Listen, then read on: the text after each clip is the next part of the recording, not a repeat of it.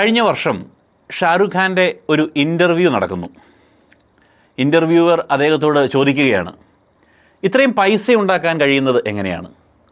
നിങ്ങളുടെ സിനിമകൾ എങ്ങനെയാണ് 500-1000 കോടികളും ഒക്കെ നേടുന്നത്?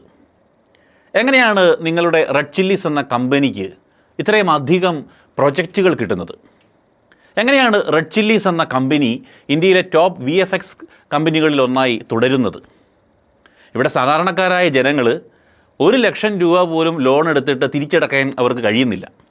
നിങ്ങൾ ഷാരൂഖ് ഖാൻ എന്ന വ്യക്തി 100% പെർഫെക്റ്റ് ആയിട്ടുള്ള ഹ്യൂമൻ ബീയിങ് ഒന്നുമല്ല.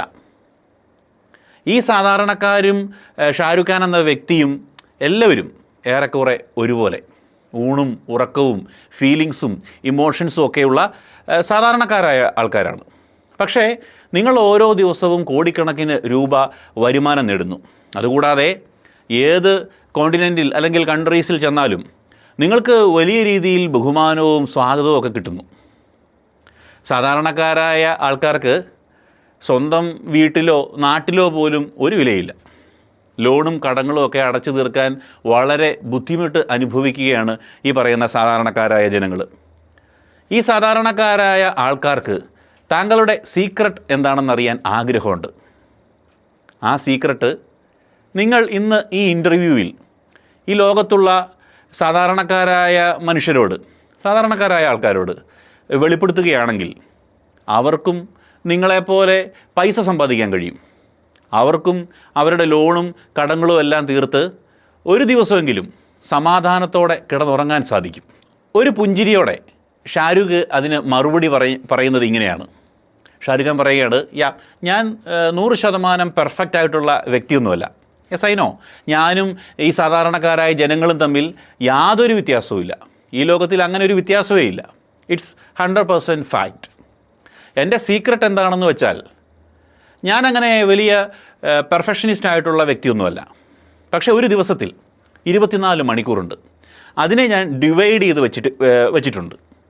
ഫുഡ് കഴിക്കാൻ കുറച്ച് സമയം, ജോലി ചെയ്യാൻ കുറച്ച് സമയം, എക്സസൈസ് ചെയ്യാൻ കുറച്ച് സമയം, സോഷ്യൽ മീഡിയ ഉപയോഗിക്കാനും അതിനുവേണ്ടി ചിലവഴിക്കാനൊക്കെ കുറച്ച് സമയം, ബുക്കുകൾ വായിക്കാൻ കുറച്ച് സമയം, കുട്ടികളോടും ഭാര്യയോടും ബന്ധുക്കളോടും സുഹൃത്തുക്കളോടും മറ്റ് കൂടെ നിൽക്കുന്ന എല്ലാവരോടും കൂടെ ചിലവഴിക്കാൻ കുറച്ച് സമയം, ഉറങ്ങാൻ കുറച്ച് സമയം, ദൈവത്തോട് പ്രാർത്ഥിക്കാൻ, പ്രാർത്ഥനകളൊക്കെ ചൊല്ലാൻ കുറച്ച് സമയം, ഇതെല്ലാം ഞാനൊരു ദിവസത്തിനുള്ളിൽ, അതായത് 24 മണിക്കൂറിനുള്ളിൽ ഇത്രയും കാര്യങ്ങൾ ചെയ്തു തീർക്കാൻ ശ്രമിക്കുന്നുണ്ട്. വർഷങ്ങളായി ഈ ഒരു ഡെയിലി റൊട്ടീനാണ് ഞാൻ ഫോളോ ചെയ്യുന്നതും.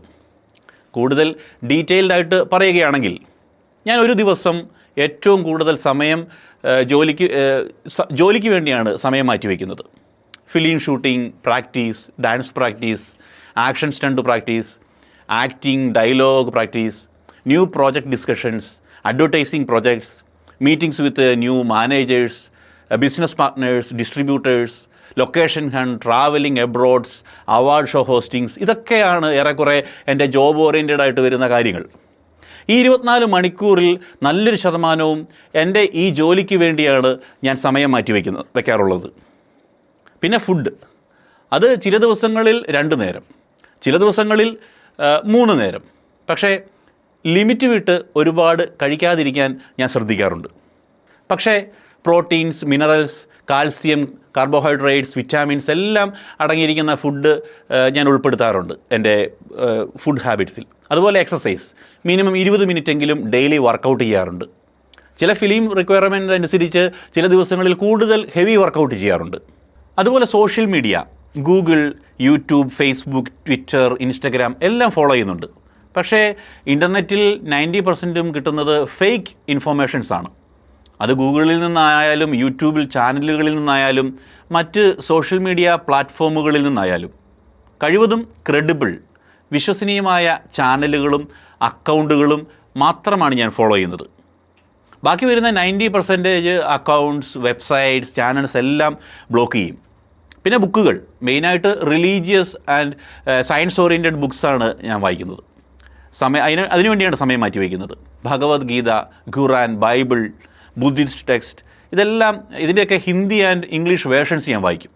ഏൻഷ്യൻ്റ് ഇന്ത്യൻ വേദങ്ങളെക്കുറിച്ച്, ഈ വേദങ്ങളെക്കുറിച്ച് ഓരോ എഡ്യൂക്കേറ്റഡ് ആയിട്ടുള്ള ആളുകൾ എഴുതിയിട്ടുള്ള പഠനങ്ങൾ, ancient Indian histories, Vedic period history, Buddhist history, history of Jainism, history of western countries, അതുപോലെ തന്നെ science oriented books, new technology based books, AI text, ഇതൊക്കെയാണ് മെയിനായിട്ട് വായനയ്ക്കായിട്ട് കടന്നു വരുന്ന ബുക്കുകൾ.